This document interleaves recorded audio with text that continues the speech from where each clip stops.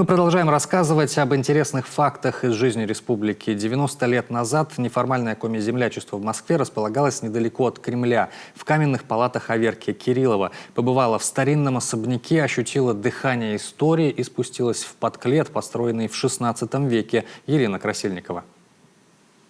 Наверное, самое известное здание на Берсеневской набережной – вот этот длинный серый дом на набережной, о котором писал Юрий Трифонов. Здесь жила советская элита, которая попала под молот сталинских репрессий.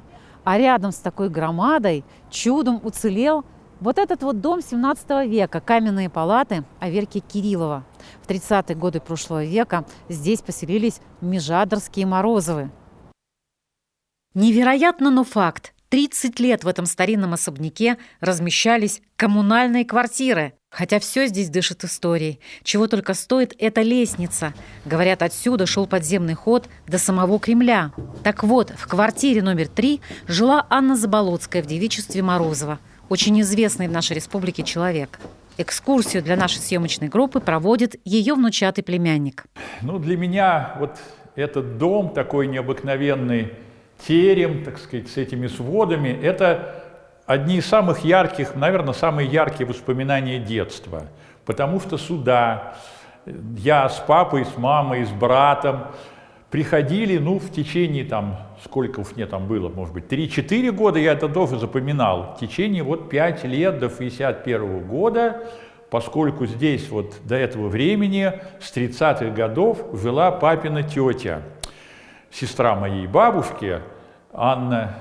Анна Заболоцкая – первая женщина в селе Межадор, которая получила высшее образование. Она стояла у истоков коми-печати. С 20-х годов работала в коми-книжном издательстве, переводила русскую литературу на родной язык. Затем, как бы сейчас сказали, сделала успешную карьеру в Москве.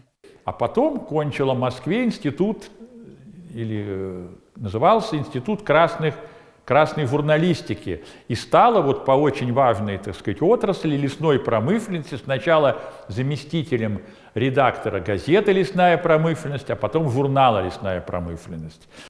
Больше 20 лет Анна Заболоцкая возглавляла Центральную научно-техническую библиотеку лесной и бумажной промышленности и никогда не забывала о своих земляках. Двери этой комнаты были для них всегда открыты. Многим запомнилась теплая атмосфера дома и вкусные рыбники, которыми угощали гостей. Фактически Анна Заболоцкая в 30-е, 60-е годы прошлого века была лидером неформального коми-землячества в Москве. Получается, штаб-квартира землячества располагалась рядом с Кремлем в старинных палатах XVII века. Сейчас здесь Институт наследия имени Дмитрия Лихачева.